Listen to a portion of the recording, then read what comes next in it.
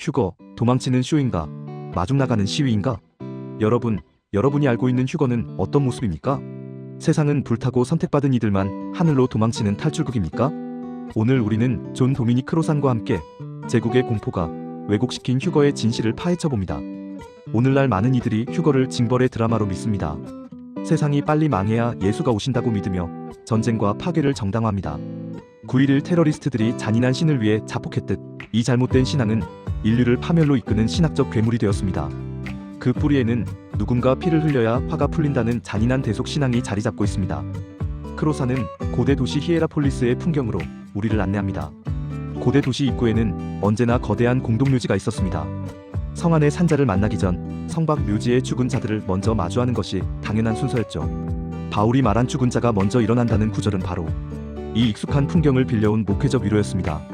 바울은 파루시아, 즉 왕의 방문과 아판테시스, 즉 왕을 맞으러 나가는 영접이라는 단어를 씁니다. 알렉산더 대왕이 올 때 대제사장 야뚜아가 성 밖으로 나가 왕을 맞이했듯 휴거는 평화의 왕 예수를 성문 밖까지 마중 나가는 거대한 환대의식이자 비폭력 시위입니다. 바울은 빌립보에서 매맞고 데살로니가에서 쫓기며 고린도에 이르렀습니다. 그 고통 속에서 그는 사랑하는 이를 잃고 슬퍼하는 성도들을 위해 이 글을 썼습니다. 제국의 폭력에 희생된 자들이 결코 잊히지 않고 주님이 오실 때 가장 먼저 그분을 마주할 것이라는 눈물겨운 약속이었던 것입니다. 이제 우리는 도망치는 휴거를 버려야 합니다. 휴거는 이 땅을 폐기하는 것이 아니라 평화의 왕 예수를 모시고 우리가 살던 이 땅으로 다시 돌아오는 사건입니다. 주님을 마중 나가는 그 길에서 우리는 제국의 노예가 아닌 평화의 자녀로 변화될 것입니다. 세상이 새롭게 된다는 것은 지구가 사라지는 것이 아닙니다. 폭력의 질서가 끝나고 하나님의 자비가 가득 차는 것입니다. 포도원 주인의 마음을 알아 차별 없이 자비를 베풀었던 일꾼들처럼 우리 또한 오늘 여기서 정의와 자비를 실천하는 충성된 종이 됩시다. 주님이 오시는 날 우리가 서 있어야 할 곳은 부름 위가 아니라 사랑과 평화의 현장입니다. 그 영광스러운 행진에 우리 모두 기쁜 일꾼으로 함께합시다. 성탄 특집, 제국을 뒤흔든 위험한 아기의 탄생. 안녕하세요. 성탄의 계절, 우리에게 익숙한 성탄 이야기를 전혀 다른 각도에서 조명해보는 시간입니다. 오늘은 존 도미닉 크로산의 저서 하나님과 제국을 텍스트 삼아 2000년 전 로마 제국 한복판으로 여행을 떠나보려 합니다. 우리는 흔히 성탄절을 따뜻하고 평화로운 풍경으로만 기억합니다. 하지만 당시 로마 사람들에게 누가복음의 예수 탄생 이야기는 사실 당대 최고의 권력자 아우구스투스 황제를 향한 정면 도전이었습니다. 당시 로마에는 제국의 영광을 노래하는 3명의 거대한 이야기꾼이 있었습니다. 바로 베르길리우스, 호라티우스, 그리고 오비디우스입니다. 이들은 단순히 시인이 아니라 로마 제국이라는 거대한 시스템을 정당화하는 신학자들이었죠. 먼저 베르길리우스를 볼까요? 그의 대서사시 아이네이드에는 트로이의 영웅 아이네아스가 이탈리아로 향할 때 하늘의 별이 그를 인도하는 장면이 나옵니다. 로마인들에게 별은 황제의 조상이 하늘의 선택을 받았다는 신성한 징조였습니다. 그런데 마태는 이 제국의 별을 예수 탄생 이야기에 넣습니다. 그리고 그 별을 화려한 로마 도성이 아니라 제국의 변방 중의 변방, 베들레헴의 마구간으로 끌어옵니다. 진짜 하늘의 별이 인도하는 분은 황제가 아니라 이야기다 라는 선포였죠. 자, 이제 호라티우스와 오비디우스의 목소리를 들어보십시오. 호라티우스는 아우구스투스 황제가 죽은 뒤에나 신이 되는 다른 영웅들과 달리 살아있는 동안 이미 우리 곁에 있는 현존하는 신이라고 찬양했습니다. 오비디우스는 한술 더 떠서 하늘에 주피터가 있다면 땅에는 아우구스투스가 있으며 그가 진정한 세계의 아버지라고 노래했죠. 그의 통치가 태양마저 로마화했다고 자랑스럽게 외쳤습니다. 여기서 누가복음 기자의 기막힌 전략이 등장합니다. 누가는 로마 시인들이 황제에게 바쳤던 가장 빛나는 칭호들을 그대로 가져옵니다. 구세주, 복음, 신의 아들. 그리고 이 단어들을 구유에 누운 아기 예수에게 붙여버립니다. 천사들이 노래한 하늘에는 영광, 땅에는 평화라는 구절도 마찬가지입니다. 당시 평화는 곧 팍스 로마나를 의미했습니다. 하지만 로마의 평화는 정복과 학살, 즉 승리를 통한 평화였습니다. 반면 누가는 천사들의 입을 빌려 선포합니다. 아니, 진짜 평화는 승리가 아니라 하나님의 정의로부터 온다. 결국 성탄 이야기는 로마 제국이 구축한 화려한 수사학의 틀을 빌려오되 그 알맹이를 사랑과 낮은 곳으로 완전히 뒤바꾼 혁명적인 패러디였던 셈입니다. 이번 성탄절, 여러분은 누구의 평화를 따르시겠습니까? 승리를 통한 평화입니까? 아니면 정의를 통한 평화입니까? 마리아의 찬가, 로마의 피라미드를 전복하는 혁명의 노래, 누가복음의 시작을 알리는 마리아의 노래, 마니피캇은 기독교 역사상 가장 아름다운 찬가 중 하나로 꼽힙니다. 하지만 이 노래를 1세기 로마 제국의 사회적 배경 속에서 읽는다면 이것은 단순한 찬송이 아니라 제국의 사회 구조를 뿌리째 흔드는 사회적 선언으로 다가옵니다. 1. 로마의 피라미드와 운명의 논리. 로마 제국은 철저한 계급 사회였습니다. 정점에는 신격화된 황제가 있고 그 아래 원로원과 기사 계급이 권력과 부를 독점했습니다. 인구의 90% 이상은 소장농과 노예, 비천한 자들이었습니다. 오비디우스 같은 시인들은 이러한 위계 질서가 우주의 주인이신 주피터가 정해준 자연스러운 질서라고 노래하며 사람들을 설득했습니다. 2. 마리아, 제국의 가치관을 뒤엎다. 비천한 신분의 어린 여인 마리아는 이 거대한 피라미드를 향해 정면으로 도전합니다. 그녀의 노래에는 세 가지 결정적인 전복이 담겨 있습니다. 정치적 전복, 권세 있는 자를 그 위에서 내리치셨으며 로마의 통치자들은 자신들이 신의 대리자로서 영원히 그 권좌에 앉아 있을 것이라 믿었습니다. 하지만 마리아는 하나님께서 그 권좌를 뒤엎으실 것이라고 노래합니다. 황제의 권위는 절대적인 것이 아니라 하나님의 정의 앞에 심판받을 대상임을 폭로한 것입니다. 사회적 전복, 비천한 자를 높이셨도다. 로마 사회에서 비천함은 벗어날 수 없는 굴레였습니다. 그러나 마리아는 하나님 나라의 기준이 세상의 기준과 정반대임을 선포합니다. 제국이 무가치하다고 여겼던 낮은 자들이 새로운 시대의 주인공이 될 것임을 알린 것입니다. 경제적 전복, 주리는 자를 좋은 것으로 배불리셨으며 부자는 빈손으로 보내셨도다. 당시 로마의 평화는 정복지에서 수탈한 자원으로 로마의 귀족들을 배불리는 구조였습니다. 누가는 마리아의 입을 통해 굶주린 자들이 채워지고 탐욕스러운 부자들이 비워지는 정의로운 재분배가 하나님 나라의 핵심임을 명확히 합니다. 맺으며 구유에서 시작된 새로운 질서. 마리아의 창간은 아우구스투스 황제가 세운 힘의 질서에 대한 사망 선고였습니다. 로마 시인들이 황제의 리더십이 태양을 로마화했다고 칭송할 때 마리아는 하나님의 긍휼이 세상을 바꾸고 있다고 노래했습니다. 성탄은 단순히 아기 예수가 태어난 날을 축하하는 날이 아닙니다. 마리아의 노래처럼 우리 사회의 굳어진 피라미드를 돌아보고 낮고 소외된 곳에서 시작되는 하나님의 평화를 선택하는 날입니다. 이번 성탄, 마구간 구유에서 시작된 이 대담한 혁명의 노래가 여러분의 삶 속에서도 다시 울려 퍼지기를 소망합니다. 예수님이 태어난 세상은 생각보다 훨씬 비정했다. 안녕하세요. 성탄의 계절입니다. 우리는 흔히 예수님이 탄생하신 1세기 로마를 팍스 로마나 로마의 평화라 부르며 문명의 황금기로 기억합니다. 하지만 도미니크 로산이 들춰낸 그 시대의 민낯은 차갑고 비정했습니다. 1. 문명이라는 이름의 거대 기생체. 1세기 알렉산드리아 항구에는 거대한 곡물선들이 줄을 지어 서 있었습니다. 로마 시민들에게 나눠줄 빵을 싣기 위해서였죠. 하지만 그 풍요의 이면에는 이집트 농민들의 헐벗은 삶이 있었습니다. 로마 제국은 스스로 생산하지 않았습니다. 타자의 노동과 자원을 빨아들여 유지되는 거대한 기생체였습니다. 세금과 법의 이름으로 가난한 이들의 주머니를 털어 지배층의 배를 채우는 시스템. 제레드 다이아몬드는 이를 도둑 정치라 불렀습니다. 2. 영혼의 질병을 고치는 이들, 테라퓨타이. 이 비정한 시스템 속에서 당대 최고의 지성 필로는 아주 특별한 공동체를 목격합니다. 바로 테라퓨타이, 치유자들입니다. 그들은 몸이 아니라 탐욕, 불안, 불이라는 문명이 주입한 영혼의 질병을 고치는 이들이었습니다. 그들은 재산을 모두 나누어주고 공동체로 들어갔습니다. 재산에 대한 집착이 불평등을 낳고 그 불평등이 결국 불의를 만든다는 사실을 꿰뚫어 보았기 때문입니다. 이들은 제국 한복판에서도 시스템의 노예가 되지 않고 살 수 있음을 증명했습니다. 3. 가장 낮은 곳, 우리의 바깥에서 시작된 혁명. 오늘날 우리는 2000년 전보다 훨씬 세련된 형태의 심리적 우리 속에서 살고 있습니다. 더 많이 가져야 한다는 불안이 우리를 병들게 하는 지금, 필론이 기록한 치유자들의 삶은 여전히 유효한 처방전입니다. 예수님의 탄생은 단순히 한 아기의 태어남이 아니었습니다. 그것은 문명의 작동 원리 자체를 거부하는 새로운 운영체제의 등장이었습니다. 가장 낮은 곳인 구유에서 태어나신 것은 제국이라는 거대한 우리의 가장 바깥쪽에서부터 해방이 시작됨을 알리는 선언이었습니다. 우리는 이제야 비로소 깨닫게 됩니다. 예수님이 전한 하나님 나라가 이 지독한 어둠 속에서 얼마나 혁명적인 치유의 빛이었는지를 말입니다. 성경 속 폭력적인 하나님을 어떻게 이해해야 할까? 안녕하세요. 오늘은 제가 요새 읽고 있는 책, 존 도미니크 로산의 하나님과 제국의 제2장을 소개해드립니다. 성경을 읽다 보면 마음 한구석이 불편해질 때가 있습니다. 사랑의 하나님이라면서 왜 때로는 제국의 황제보다 더 잔인하게 심판하실까? 이 질문은 고대 마르시온부터 오늘날의 우리까지 수많은 이들을 괴롭혀온 숙제와도 같습니다. 하지만 크로산은 제게 새로운 눈을 뜨게 해주었습니다. 성경은 완결된 교리집이 아니라 인간의 폭력적인 제국주의와 하나님의 비폭력적인 정의가 끊임없이 부딪히고 대화하는 거대한 전쟁터라는 사실을 말이죠. 1. 창조, 전쟁터가 아닌 나눔의 식탁. 제국은 언제나 정복으로 시작됩니다.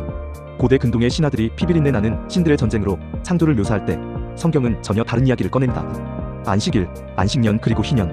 이것이 상징하는 바는 명확합니다. 세상은 누군가 독점하는 것이 아니라 모두가 골고루 나누어야 하는 하나님의 정원이라는 것입니다. 여기서 이미 하나님은 제국의 독점에 맞서 분배와 평등의 깃발을 꽂으셨습니다. 이 폭력이라는 이름의 실패, 그리고 아브라함. 인간은 선악을 알게 된 이후 그 지혜를 야만적인 문명을 세우는 데 썼습니다. 가인의 후예들이 성을 쌓고 무기를 만들 때 세상은 폭력으로 물들었죠. 하나님은 노아의 홍수라는 거대한 폭력으로 이를 해결하려 하셨지만 결과는 어떠했나요? 인간의 본성은 변하지 않았습니다. 크로사는 여기서 하나님의 놀라운 결단을 봅니다. 폭력은 실패했다는 것. 그래서 하나님은 무지개를 걸고 폭력을 포기하셨으며 아브라함을 불러 복과 언약이라는 전혀 다른 길을 걷기 시작하셨습니다. 참, 예언자의 칼에서 정의의 강물로. 우리가 아는 엘리야는 장엄하지만 무섭습니다. 나봇의 포도원을 뺏은 아합 왕조를 심판할 때 그는 칼을 들었습니다. 하지만 시대가 흐르며 하나님의 계시는 더 깊어집니다. 아모스에 이르러 하나님은 더 이상 칼을 요구하지 않으십니다. 대신 정의를 하수같이, 공의를 마르지 않는 강같이 흐르게 하라고 명령하시죠. 카렌 암스트롱이 말한 축의 시대처럼 성경 안에서도 종교는 피의 제사에서 자비의 윤리로, 제국의 폭력에서 하나님의 정의로 한 단계씩 발돋움해 나갔던 것입니다. 자, 계시록의 피는 누구의 것인가? 가장 오해받는 책 요한계시록을 볼까요? 제국주의적 시각으로 보면 계시록은 원수들을 다 몰살하는 복수극입니다. 하지만 크로사는 정교하게 지적합니다. 심판주 예수가 입은 옷에 묻은 피는 적들의 피가 아닙니다. 전쟁이 시작되기도 전에 묻어있는 그 피는 바로 십자가에서 흘린 예수 자신의 피입니다. 세상은 더 큰 폭력이 아니라 끝까지 비폭력으로 사랑을 실천한 이들의 산제사를 통해 새롭게 창조된다는 결론입니다. 이제 우리는 어떤 길을 갈 것인가? 결국 크로산이 이 장을 통해 우리에게 던지는 질문은 이것입니다. 당신은 성경 속에서 제국의 목소리를 들을 것인가? 아니면 하나님의 목소리를 들을 것인가? 성경의 권위는 문자에 갇혀있는 것이 아니라 그 문자를 뚫고 나오는 하나님의 비폭력적 정의를 우리 삶으로 살아낼 때 비로소 완성됩니다. 극우적 광기나 무관심한 냉소가 아닌 예수가 걸으셨던 제후의 길, 제국의 심장부에서 비폭력으로 평화를 일구는 그 길을 저 또한 묵묵히 걸어가보고 싶습니다. 이 글이 여러분의 성경 읽기에도 새로운 창이 되기를 바랍니다. 당신의 아픔은 완치가 필요한가요? 치유가 필요한가요? 안녕하세요? 여러분은 병이 나았다라고 할 때 어떤 장면을 떠올리시나요? 아마 대부분은 병원 검사 결과가 정상으로 돌아오거나 통증이 깨끗이 사라진 상태를 생각하실 겁니다. 하지만 오늘 제가 소개해드릴 이야기는 우리가 알던 치유의 개념을 완전히 뒤엎는 아주 특별한 시각입니다. 성서 신학자 존 도미닉 크로사는 그의 저서 하나님과 제국에서 아주 흥미로운 구분을 제안합니다. 바로 질환과 질병의 차이입니다. 조금 생소하시죠? 쉽게 말해볼게요. 질환은 우리 몸의 생물학적인 고장입니다. 바이러스가 침투하거나 장기가 제 기능을 못하는 상태죠. 반면 질병은 그 고장으로 인해 내가 겪는 심리적 고통, 사회적 낙인, 그리고 그 아픔이 내 삶에 주는 의미를 뜻합니다. 그래서 크로사는 이렇게 말합니다. 질환은 완치하는 것이지만 질병은 치유하는 것이다. 때때로 우리 몸의 병은 완치되지 않을 수도 있습니다. 하지만 그렇다고 해서 치유가 불가능한 건 아닙니다. 영화 필라델피아의 주인공 앤드류를 기억하시나요? 그는 에이즈라는 질환을 앓았습니다. 당시 기술로 그 병은 완치될 수 없었죠. 하지만 그는 치유되었습니다. 그를 끝까지 믿어준 가족, 그리고 차별에 맞서 싸워준 변호사 덕분에 그는 인간으로서의 존엄을 회복하며 눈을 감았습니다. 그의 몸은 고쳐지지 않았지만 그의 삶은 치유된 것입니다. 이것을 크로사는 사회신체적 치유라고 부릅니다. 치유란 단순히 약을 먹는 게 아니라 나를 보듬어주는 공동체의 품 안으로 다시 돌아가는 사건이라는 것이죠. 저는 이 대목에서 예수님이 제자들에게 주신 권세를 다시 생각하게 되었습니다. 우리가 흔히 생각하는 병 고치는 능력, 혹시 그것이 마법 같은 손기술이 아니라 아무도 곁에 가지 않으려 하는 병자의 손을 잡아주는 함께함의 용기가 아니었을까요? 빈민가의 한 의사는 이렇게 절규했습니다. 이 가난한 어머니를 죽이고 있는 것은 고혈압이라는 신체적 압력이 아니라 그녀를 짓누르는 세상의 압력입니다. 그녀에게 필요한 것은 약이 아니라 사회적 혁명입니다. 예수님이 행하신 치유는 바로 그런 혁명이었습니다. 세상이 부정하다고 버린 자들을 하나님의 자녀라고 보듬으며 공동체로 다시 불러들이는 위대한 정화 작업이었죠. 오늘 여러분 주변에는 어떤 분들이 계신가요? 몸의 병은 낫지 않았지만 누군가의 따뜻한 눈길과 보듬어줌을 간절히 기다리는 치유가 필요한 영혼이 있지는 않나요? 우리가 누군가의 아픔을 진심으로 보듬을 때 우리 안에서는 이미 예수님이 약속하신 그 치유의 기적이 시작되고 있는지도 모릅니다. 오늘 준비한 이야기는 여기까지입니다. 여러분의 오늘 하루가 누군가를 치유하고 또 스스로 치유받는 따뜻한 시간 되시길 바랍니다. 기다림의 시대는 끝났다. 세례 요한을 넘어선 실행의 시작. 안녕하세요. 오늘은 성경 속에서 가장 위대하면서도 동시에 가장 역설적인 평가를 받았던 한 인물, 세례 요한에 대한 이야기로 시작해보려 합니다.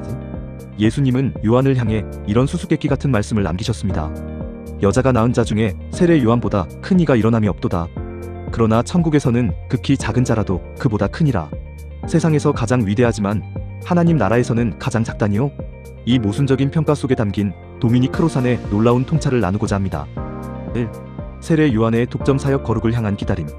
세례 요한은 광야와 요단강이라는 특정한 장소를 점유했습니다. 그의 사역은 일종의 독점 모델이었습니다. 거룩해지려면 사람들이 요단강이라는 본사로 찾아와야 했습니다. 요한에게 하나님 나라는 곧 들이닥칠 미래의 심판이었습니다. 그는 도끼가 나무 뿌리에 놓였으니 빨리 와서 씻고 기다리라고 외쳤습니다. 요한은 구시대의 질서 속에서 인간이 도달할 수 있는 가장 높은 정의와 도덕을 보여주었지만 여전히 그는 하나님 나라가 오기를 기다리는 위대한 관찰자에 머물러 있었습니다. 2. 예수의 프랜차이즈 사역, 거룩의 현장 침투. 반면 예수님의 사역은 완전히 다른 운영체제를 가지고 있었습니다. 그것은 바로 프랜차이즈 모델입니다. 예수님은 요단강에 머물지 않고 사람들의 밥상으로, 아픈 자들의 머리맡으로 찾아가셨습니다. 더 놀라운 것은 제자들에게 당신과 똑같은 권세를 주어 파송하셨다는 점입니다.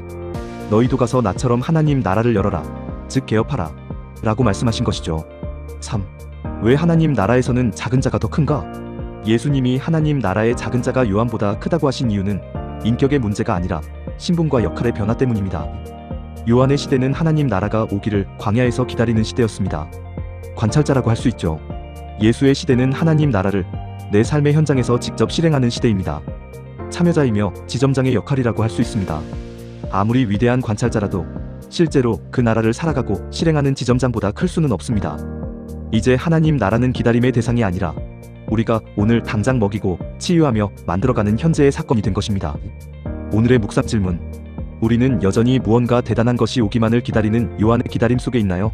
아니면 오늘 내 삶의 현장에서 하나님 나라를 직접 운영하는 예수의 실행 속에 있나요?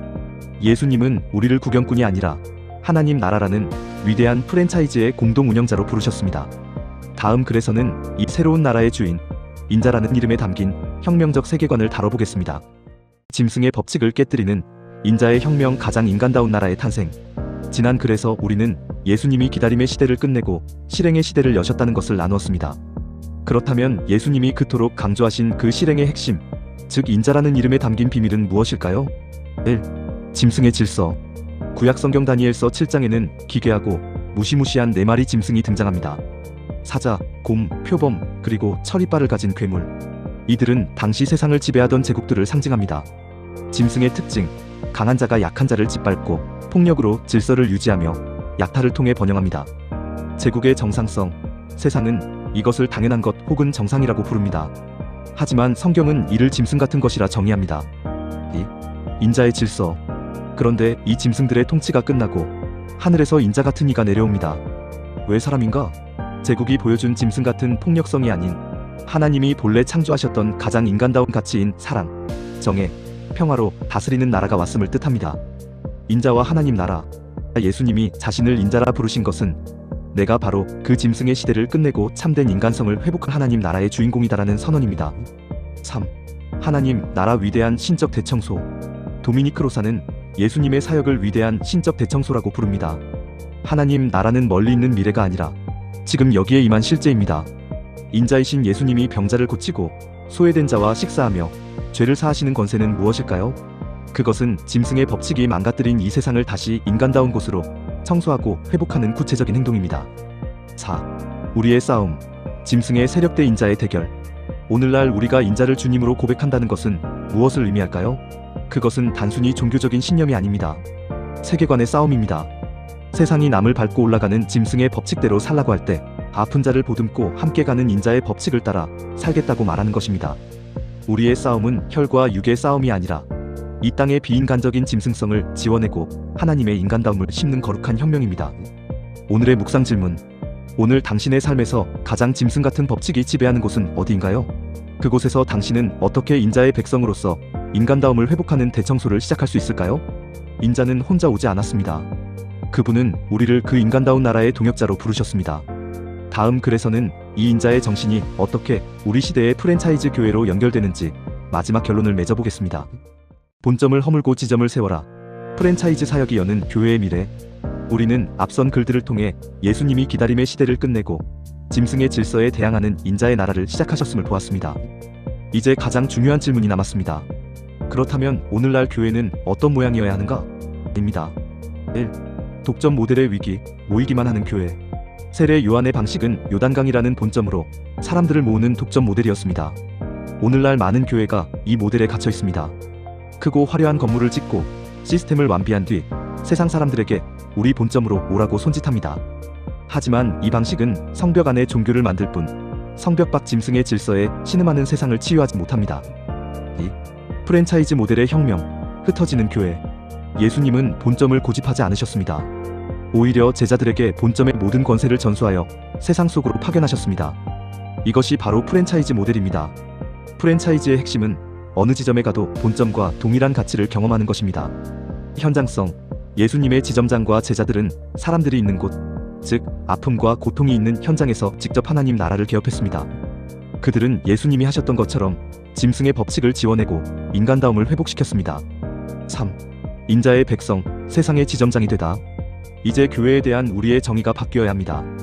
교회는 단순히 모이는 장소가 아니라 세상으로 파견될 지점장들을 훈련하는 트레이닝 센터여야 합니다.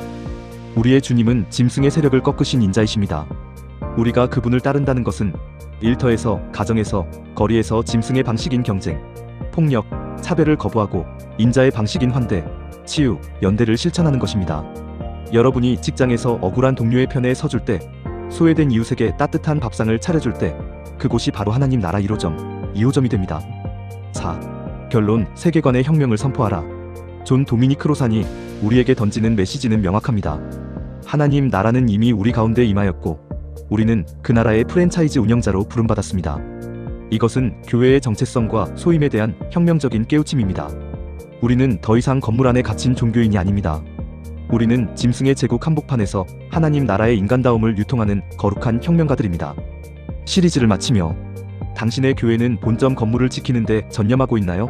아니면 세상을 치유하는 지점들을 세우는데 전념하고 있나요? 오늘 당신이 개업할 하나님 나라 지점의 모습은 무엇입니까? 짐승의 시대는 가고 인자의 시대가 왔습니다. 이제 우리가 그 현존하는 나라의 증인이 될 차례입니다. 안녕하세요. 생명의 바다 이야기입니다. 이 시리즈는 도미니크 로산의 책 하나님과 제국을 읽으며 십자가에 대해 다시 생각해보려는 기록입니다. 십자가를 부정하기 위한 이야기가 아니라 우리가 너무 익숙하게 말해온 십자가의 언어를 다시 생각해보려는 시도입니다. 우리는 십자가 이야기를 할 때 너무 빨리 결론으로 갑니다. 예수님이 내 죄 대신 벌 받으셨다. 이 말은 틀렸다기보다 너무 익숙해서 질문을 멈추게 만든다는 점에서 위험합니다. 존 도미니크 로산은 십자가의 의미를 묻기 전에 먼저 이렇게 질문합니다. 도대체 왜 예수는 죽임당했는가? 이 질문을 건너뛰는 순간 십자가는 구원의 사건이 아니라 신학적 공식이 됩니다. 우리는 종종 하나님을 재판장으로 예수를 형벌의 대상으로 그려왔습니다. 그 그림 속에서는 폭력이 언제나 필요해집니다. 누군가는 반드시 죽어야 질서가 유지되기 때문입니다. 하지만 크로사는 말합니다. 십자가는 하나님의 폭력이 아니라 하나님의 급진적인 정의와 비폭력이 인간의 폭력에 의해 제거된 사건이라고. 십자가는 위로이기 이전에 불편한 진실입니다. 우리는 지금도 정의와 평화를 말하는 목소리를 같은 방식으로 밀어내고 있지 않은가. 이 시리즈는 그 불편함을 피해가지 않고 십자가 앞에서 다시 생각해보려는 여정입니다. 안녕하세요. 생명의 바다 이야기입니다. 오늘은 먼저 오해부터 풀고 가야겠습니다. 크로산은 대속이라는 말을 무조건 부정하는 사람이 아닙니다. 크로산이 비판하는 것은 대속 그 자체가 아니라 대속을 형벌 대리로만 이해하는 방식입니다. 우리는 언제부터 희생을 고통으로, 고통을 처벌로, 처벌을 하나님의 뜻으로 이해하게 되었을까요? 성경의 희생 언어는 원래 누군가 대신 벌을 받는 이야기가 아니었습니다. 희생의 핵심은 하나님과의 관계를 거룩하게 회복하는 것이었습니다. 라틴어로 제사를 뜻하는 말 사크룸 파체레는 거룩하게 만든다는 뜻입니다. 고대의 제사에서 짐승을 오래 고통스럽게 죽이는 것은 중요한 일이 아니었습니다. 오히려 빨리 효율적으로 이루어졌습니다. 고통의 극대화가 아니라 관계의 회복이 목적이었기 때문입니다. 그런데 희생이 처벌로 이해되는 순간 하나님은 용서하기 위해 누군가의 죽음을 요구하는 존재처럼 보이게 됩니다. 크로사는 바로 이 지점을 멈추자고 말합니다. 이것은 은혜를 약화시키려는 시도가 아니라 은혜가 폭력으로 오해되는 것을 끝내기 위한 질문입니다. 대속을 지키기 위해서라도 우리는 대속을 다시 물어야 합니다. 다음 에피소드에서 이야기는 계속됩니다. 안녕하세요. 생명의 바다 이야기입니다. 오늘은 전치사 하나가 십자가 이해 전체를 바꾸는 이야기를 해보려 합니다. 예수는 우리 죄를 위해 죽었을까요? 아니면 우리 죄 때문에 죽었을까요? 이 작은 차이는 책임의 방향을 완전히 바꿉니다. 포라고 말하면 사건의 중심은 하나님에게로 이동합니다. 하나님이 계획하고 하나님이 벌을 집행한 그림으로 읽히기 쉽습니다. 하지만 비코즈 어브라고 말하면 책임은 우리에게 돌아옵니다. 정의와 비폭력을 선포한 예수를 우리가 제거했다는 고백이 됩니다. 크로사는 말합니다. 예수는 하나님이 죽인 아들이 아니라 세상이 견디지 못해 죽인 사람이라고. 이렇게 읽을 때 십자가는 위로 이전의 경고가 됩니다. 설교에서 예수님이 대신 벌 받으셨습니다 라고 말할 때 우리도 모르게 이렇게 덧붙이고 있는지도 모릅니다. 이 세상은 여전히 힘있는 자가 정의를 침묵시켜도 되는 곳이다. 생명이 바다 이야기입니다. 십자가는 죄책을 덜어주는 공식이 아니라 우리의 폭력을 비추는 거울입니다. 다음 에피소드에서 우리는 하나님에 대하여 다시 생각해 보겠습니다. 안녕하세요. 생명이 바다 이야기입니다. 오늘 많은 신자들을 불안하게 만드는 질문을 던져보겠습니다. 그럼 하나님은 공의롭지 않은가? 우리는 흔히 이렇게 말합니다. 하나님은 공의로우시기에 죄를 그냥 넘길 수 없다. 그래서 누군가는 반드시 벌을 받아야 하고 예수가 그 벌을 대신 받았다고 말합니다. 하지만 크로사는 묻습니다. 성경이 가장 자주 사용하는 하나님의 비유는 무엇인가? 재판장이 아니라 아버지입니다. 그리고 인간 사회에서도 부모는 자식을 재판하지 않습니다. 문제는 하나님을 심판자로만 그릴 때 생깁니다. 그 순간 폭력은 거룩한 이름으로 정당화됩니다. 질서를 유지하기 위한 필요한 수단이 되기 때문입니다. 크로산에게 십자가는 하나님이 폭력을 사용한 사건이 아니라 폭력을 끝까지 거부한 하나님이 폭력에 의해 죽임당한 사건입니다. 이 차이는 신학의 문제가 아니라 우리가 어떤 하나님을 믿는가의 문제입니다. 생명이 바다 이야기입니다. 십자가는 하나님의 폭력을 말하지 않고 하나님의 비폭력을 증언합니다. 다음 에피소드에서는 히브리서가 설명하는 희생제사에 대하여 함께 생각해 보겠습니다. 안녕하세요. 생명이 바다 이야기입니다. 오늘은 성경 본문, 특히 히브리서를 정면으로 다룹니다. 히브리서에는 이런 말이 나옵니다. 피 흘림이 없은즉 사함이 없다. 그래서 많은 사람들은 여기서 대속신학이 확정된다고 말합니다. 하지만 크로사는 제사 자체를 다시 보자고 합니다. 고대 제사의 핵심은 고통이 아니라 관계 회복이었습니다. 피는 처벌의 상징이 아니라 생명의 상징이었습니다. 히브리서가 말하는 것은 더 잔인한 희생이 아니라 더 이상 희생이 필요 없는 길입니다. 예수는 제사의 정점이 아니라 제사의 종말로 제시됩니다. 이것은 히브리서를 약하게 읽자는 말이 아닙니다. 오히려 히브리서를 제국의 폭력 논리로부터 지켜내자는 읽기입니다. 생명이 바다 이야기입니다. 성경은 폭력을 요구하지 않고 폭력의 끝을 가리킵니다. 다음 에피소드에서는 십자가를 바라보는 세 가지 지도를 정리해 보겠습니다. 안녕하세요. 생명이 바다 이야기입니다. 이제 마지막으로 십자가를 보는 세 가지 지도를 정리해 봅니다. 십자가 신학은 하나가 아닙니다. 대속은 죄의 무게를 말하고 그리스도 승리는 죽음과 권세의 붕괴를 말하며 모범설은 우리가 어떻게 살아야 하는지를 묻습니다. 문제는 우리가 이 중 하나만을 유일한 정답처럼 붙잡아왔다는 데 있습니다. 특히 대속이 다른 모든 해석을 삼킬 때 십자가는 믿기만 하면 되는 사건이 됩니다. 크로사는 십자가를 살아내야 할 이야기로 되돌려 놓습니다. 예수는 우리 대신 죽기만 한 분이 아니라 우리가 어떤 세상을 만들고 있는지를 몸으로 드러내신 분입니다. 생명이 바다 이야기입니다. 십자가는 용서받았다는 안도에서 끝나지 않고 폭력 없는 하나님 나라로 우리를 부릅니다. 지금까지 함께 해주셔서 감사합니다. 영화 패션 오브 크라이스트를 보며 우리는 무엇을 느꼈나요? 채찍에 찢기는 육체와 처절한 비명을 보며 많은 그리스도인은 깊은 죄책감과 동시에 공포를 느꼈습니다. 그리고 당연한 듯 믿어왔죠. 우리의 죄 때문에 하나님이 진노하셨고 그 분노를 잠재우기 위해 독생자가 저 매를 대신 맞아야만 했다. 이것이 우리가 배운 대속적 속죄의 풍경입니다. 여기서 하나님은 법정에 앉아 죄의 무게를 다는 차가운 심판관으로 묘사됩니다. 마치 인간 판사가 기소된 죄인을 그냥 돌려보낼 수 없듯 하나님도 누군가의 피를 대가로 받지 않고는 우리를 용서할 수 없는 분처럼 그려집니다. 하지만 잠시 멈춰 질문해봅시다. 정말 하나님이 그런 분일까요? 성경이 증언하는 하나님의 가장 본질적인 이름은 심판관이 아니라 아버지입니다. 인류의 법정에서도 아버지가 자기 자녀를 재판하게 되면 그는 판사석을 내려와 변호인석에 앉거나 자녀를 부둥켜 앉습니다. 우리는 한 존재가 동시에 냉혹한 심판관이자 무한한 사랑의 부모가 될 수 없다는 사실을 본능적으로 알고 있습니다. 우리의 신앙 속에 자리 잡은 분노하시는 하나님은 사실 인간이 만든 음보적 정의의 그림자일지도 모릅니다. 피에는 피, 벌에는 벌이라는 세상의 논리가 거룩한 하나님의 얼굴을 가려버린 것이죠. 예수가 보여준 하나님은 우리를 벌하기 위해 벼르는 분이 아니라 집 나간 자녀를 마중 나가기 위해 신발도 신지 못한 채 달려나오는 아버지였습니다. 그렇다면 예수가 짊어진 그 참혹한 십자가의 고통은 대체 무엇이었을까요? 그것이 정말 하나님의 노여움을 가라앉히기 위한 형벌이었을까요? 아닙니다. 우리는 희생이라는 단어를 다시 정의해야 합니다. 십자가는 형벌의 도구가 아니라 하나님과 우리 사이에 끊어진 우정을 잇기 위해 준비된 거룩한 식탁의 시작입니다.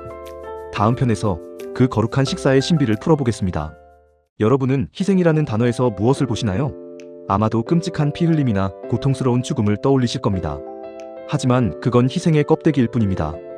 희생의 라틴어 어원인 사크룸 파케레는 전혀 다른 세계를 가리킵니다. 그것은 바로 거룩하게 만든다는 뜻입니다. 고통이 본질이 아니라 거룩함이 본질입니다. 고대인들에게 하나님과 관계를 맺는 법은 의외로 우리 삶과 닮아 있었습니다. 바로 선물과 식사입니다. 가장 귀한 것을 드려 마음을 표현하는 선물, 그리고 주인이 손님을 초대해 우정을 나누는 식사. 동물 제사는 이 두 가지가 만나는 가장 거룩한 예식이었습니다. 여기서 톰 라이트의 놀라운 통찰을 더해볼까요? 그는 제단의 피가 죽음을 상징하는 것이 아니라 오염된 세상을 닦아내는 강력한 생명의 에너지라고 말합니다. 왜 닦아낼까요? 하나님이 우리와 함께 식사하시기 위해서입니다. 하나님이 다시 우리 가운데 임재하실 수 있도록 피라는 생명의 비누로 우리 사이의 오염을 씻어내어 거룩한 식탁을 준비하는 과정이 바로 제사였던 것입니다. 오늘날의 사례로 이 신비를 풀어봅시다. 불길 속에서 아이를 구하고 숨진 소방관의 죽음을 우리는 희생이라 부릅니다. 왜일까요? 그분이 즉사에서 고통을 느끼지 못했다면 희생이 아닐까요? 아닙니다. 그 죽음이 희생인 이유는 자신의 생명을 내놓아 타인의 생명을 살린 그 사랑의 선택이 그 죽음을 세상에서 가장 특별하고 거룩한 사건으로 격상시켰기 때문입니다. 희생은 형벌이 아니라 가장 소중한 것을 내어줌으로써 삶을 거룩하게 빚어내는 행위입니다. 결국 십자가 위에 예수는 하나님의 화를 가라앉히기 위해 벌받는 죄인이 아니었습니다. 예수는 우리를 하나님과 다시 만나게 하려고 자기 자신을 기꺼이 선물로 내어주신 분입니다. 그분의 피는 우리를 정죄하는 흔적이 아니라 하나님이 당신을 다시 식탁으로 초대하실 수 있도록 우리 삶의 얼룩을 닦아내는 생명의 물입니다. 십자가는 도살장이 아니라 하나님이 인류를 향해 차려내신 가장 거룩한 우정의 잔치입니다. 예수는 우리의 죄를 위해 죽으셨다. 이 익숙한 고백 앞에서 우리는 때로 혼란에 빠집니다. 마치 하나님이 예수를 죽음으로 몰아넣은 것처럼 느껴지기 때문이죠. 하지만 존 도미니크 로사는 이 문장을 혁명적으로 고쳐 읽습니다. 예수는 우리의 죄를 위해서가 아니라 우리의 죄 때문에 죽으셨다는 것입니다. 예수를 십자가에 못 박은 것은 하나님의 손이 아니라 인간 문명이 가진 잔혹한 폭력이었습니다. 힘으로 평화를 유지하려는 세상의 방식이 하나님의 비폭력적인 사랑을 실천하던 예수를 위험분자로 간주하고 처형한 것입니다. 십자가는 하나님의 잔인함을 보여주는 도구가 아닙니다. 오히려 우리가 당연하게 여겨온 세상의 질서가 얼마나 추악하고 폭력적인지를 만천하에 폭로하는 거대한 거울입니다. 그 죽음의 위협 앞에서도 끝까지 사랑과 용서를 포기하지 않으신 예수의 선택이 처형의 틀이었던 십자가를 세상에서 가장 거룩한 희생으로 변화시켰습니다. 이 십자가를 들고 바울은 로마 제국 한복판으로 나갔습니다. 로마의 황제가 외치던 폭력을 통한 평화에 맞서 예수의 정의를 통한 평화를 선포했습니다. 십자가는 우리에게 묻습니다. 여전히 힘과 폭력으로 문제를 해결하려는 세상의 방식을 따르겠느냐? 아니면 고통 속에서도 사랑을 선택하여 삶을 거룩하게 빚어내는 하나님의 방식을 따르겠느냐? 십자가는 우리가 대신 벌 받았다는 법정의 기록부도 하나님께 바친 뇌물도 아닙니다. 인간의 폭력이 만들어낸 깊은 상처를 하나님의 사랑으로 덮어버린 거룩한 초대장입니다. 이제 공포와 죄책감이 가득한 차가운 법정에서 걸어나오십시오.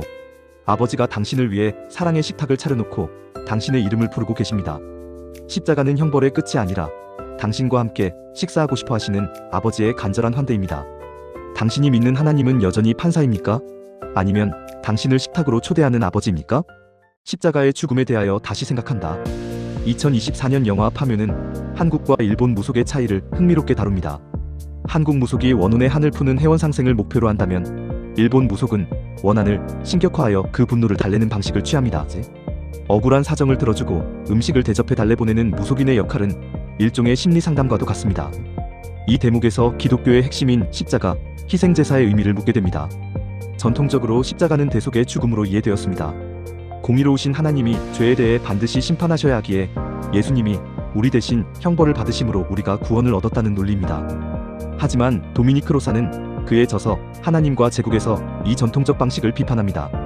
성경의 하나님은 반드시 벌을 주어야 직성이 풀리는 분이 아니라 잘못한 아들을 향해 발벗고 달려오는 자비로운 아버지이기 때문입니다. 십자가를 형벌과 대속으로만 설명하면 기독교의 하나님을 깊은 원한을 가진 존재로 오해하게 만들 수 있습니다. 이는 자비의 종교를 무자비한 응보의 종교로 전락시킬 위험이 있습니다. 존 스토트 이래로 하나님의 공의와 사랑이 십자가에서 동시에 만족되었다는 설명이 상식처럼 통용되지만 이는 뜨거운 아이스크림 같은 모순입니다. 한 존재가 가혹하면서 동시에 자비롭다면 결국 그는 가혹한 이일 뿐입니다. 크로사는 제사를 관계의 회복으로 새롭게 해석합니다. 성경의 제사 제도는 하나님과 인간의 관계를 새롭게 시작할 때 필요한 선물과 식사의 과정입니다. 시내산 언약 제사에서 장로들이 하나님 앞에서 먹고 마셨던 것처럼 제사는 관계가 회복되었음을 보여주는 외적 표현입니다. 최근 우리 가족이 송년회에서 선물을 나누고 식사하며 소원했던 관계를 회복했던 것처럼 예수님의 희생 역시 하나님의 노여움을 풀기 위함이 아니라 인간과 하나님 사이에 소원해진 관계를 복구하는 희생이었습니다. 여기서 제물의 피는 죄의 대가가 아니라 죄로 오염된 관계를 닦아내어 하나님이 임하시도록 정결하게 하는 역할을 합니다. 크로사는 하나님의 공의를 잘못한 만큼 때리는 응보적 정의가 아닌 깨어진 관계를 바로잡는 회복적 정의로 보았습니다.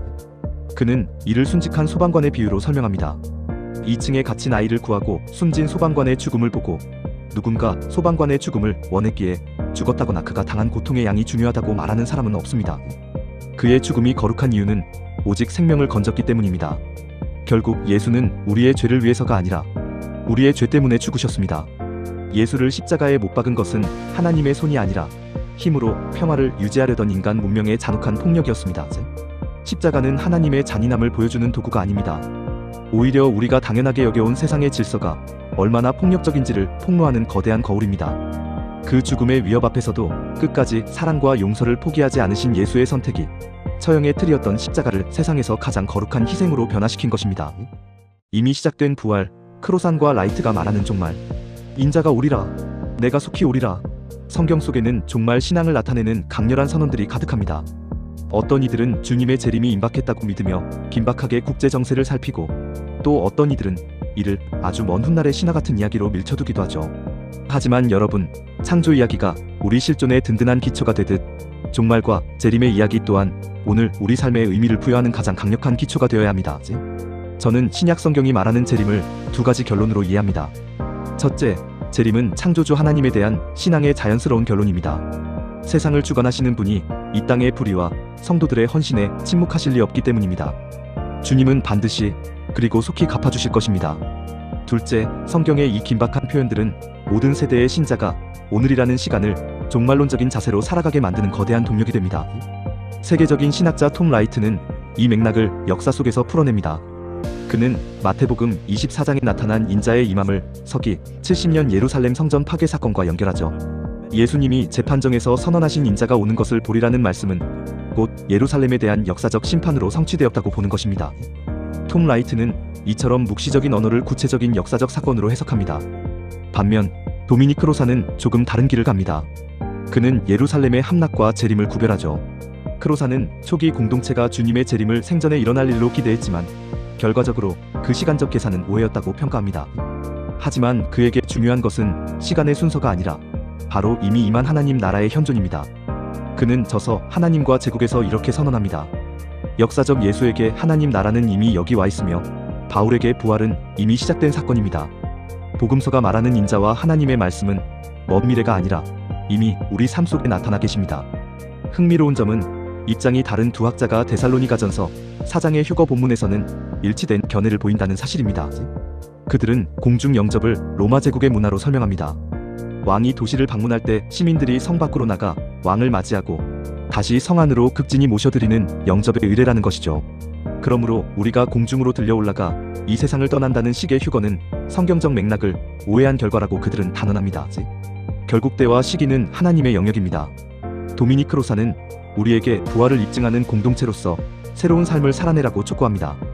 톰 라이트 또한 부활로 시작된 하나님의 새로운 역사에 걸맞게 살자고 우리를 격려하죠.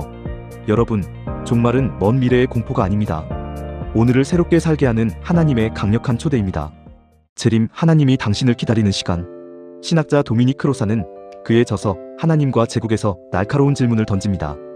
그는 세상을 다스리는 두 가지 상반된 방식이 있다고 말합니다. 하나는 불법과 폭력으로 세우는 제국의 나라이고 다른 하나는 진리와 비폭력으로 다스리는 하나님의 나라입니다. 예수님과 바울은 이 제국의 폭력에 맞서 십자가라는 비폭력의 길을 보여주었습니다. 이것이 우리가 아는 초림 예수의 모습입니다. 그런데 이상한 점이 있습니다. 요한계시록 속의 예수님은 다시 오실 때 백마를 타고 검을 휘두르며 원수를 물리치는 폭력적인 승리자로 묘사됩니다. 크로사는 이 대목에서 충격적인 진단을 내립니다. 이러한 묘사는 하나님에 대한 범죄다. 그는 인도의 간디를 비유로 듭니다. 비폭력의 성자 간디를 암살한 사람을 인도 정부가 교수형에 처한다면 그것은 간디의 정신을 계승하는 걸까요? 아니면 파괴하는 걸까요? 크로사는 요한계시록의 폭력적 재림주 묘사가 예수님이 평생 실천하신 비폭력의 정신을 저버린 배신이라고 지적합니다. 크로사는 특히 미국의 근본주의 기독교가 꿈꾸는 피의 종말을 우려합니다. 하나님이 폭력으로 세상을 바로잡아 주실 거야 라는 믿음은 기독교인들로 하여금 오늘을 바꾸려는 노력을 포기하게 만듭니다. 그들은 인류의 학살과 대재앙을 마치 주님이 오시는 징조라며 갈망하듯 기다립니다. 크로사는 이것이 하나님을 잔혹한 도살자로 오해하게 만드는 비극이라고 비판합니다. 그렇다면 크로사니 말하는 진짜 재림은 무엇일까요? 재림은 하늘에서 갑자기 폭력이 쏟아지는 사건이 아닙니다. 그리스도인들이 초림 예수께서 시작하신 그 비폭력과 정의의 길을 마침내 본받아 살아낼 때 일어나는 사건입니다. 재림은 우리가 수동적으로 기다리는 날이 아니라 하나님이 우리의 변화를 간절히 기다리시는 날입니다. 크로산의 주장은 우리에게 강력한 위로와 도전을 줍니다. 종말은 파국이 아닙니다. 우리가 예수의 삶을 오늘 여기서 재현할 때 주님은 우리를 통해 다시 이 땅에 임재하십니다. 여러분, 종말은 공포가 아니라 우리를 향한 하나님의 가장 뜨거운 초대입니다. 승리에 의한 평화냐? 정의에 의한 평화냐? 이 글은 도미닉 크로산의 저서 하나님과 제국의 에필로그를 바탕으로 인류의 위기와 희망을 정리한 것입니다. 여러분, 지금 우리가 타고 있는 문명이라는 이름의 폭주 열차를 상상해 보십시오. 현재 이 열차는 바퀴가 빠져나가고 있으며 이미 궤도를 이탈했습니다. 우리는 어디로 가는지도 모른 채 파멸을 향해 돌진하고 있습니다. 이 거대한 위기의 정체는 과연 무엇일까요? 크로사는 우리 역사의 수면 아래에서 세 개의 거대한 지각판이 충돌하고 있다고 말합니다. 첫째는 문명이라는 중심판입니다. 지난 6000년간 이 판을 지탱해온 구호는 승리에 의한 평화였습니다. 힘으로 상대를 굴복시키고 얻는 평화, 즉 폭력이 당연시되는 세상입니다. 성경은 이를 하나님이 만드신 선한 세상이 아니라 인간의 욕망이 오염시킨 체제인 이 세상이라 부릅니다. 둘째는 이 문명에 분노하며 충돌하는 반문명입니다. 허무주의와 테러로 대표되는 이들의 구호는 죽음에 의한 평화입니다. 파괴로 모든 것을 끝내려는 절망의 판입니다. 셋째는 우리가 가야 할 길, 바로 탈문명입니다. 이 판의 구호는 명확합니다. 바로 정의에 의한 평화입니다. 하지만 우리는 오랫동안 이 길을 실현 불가능한 꿈이나 사후세계의 일로만 치부하며 외면해왔습니다. 21세기에 들어서며 예수님의 경고는 더욱 섬뜩하게 다가옵니다. 칼을 쓰는 자는 칼로 망한다는 말은 이제 특정 국가의 몰락을 넘어 지구 전체의 종말을 의미하게 되었습니다. 폭력을 당연하게 여기는 방식으로는 더 이상 인류를 지탱할 수 없는 지점에 이른 것입니다. 이 시대를 살아가는 한 시민으로서 저는 크로산의 통찰에 깊이 공감하며 단언하게 됩니다. 문제는 문명 그 자체만큼이나 깊습니다. 하지만 여기에 복음이 있습니다. 폭력적인 문명은 인류의 피할 수 없는 본능이 아닙니다. 6000년 전 인류가 이 시스템을 스스로 발명했다면 우리는 그것을 다시 해체하고 새로운 대안을 만들 수도 있습니다. 우리는 이제 이 세상의 통치자들이 보여준 폭력의 지혜를 거부해야 합니다. 그것은 하나님 보시기에 어리석음일 뿐입니다. 인류 진화의 다음 단계는 바로 탈문명으로의 도약입니다. 우리는 부름받았습니다.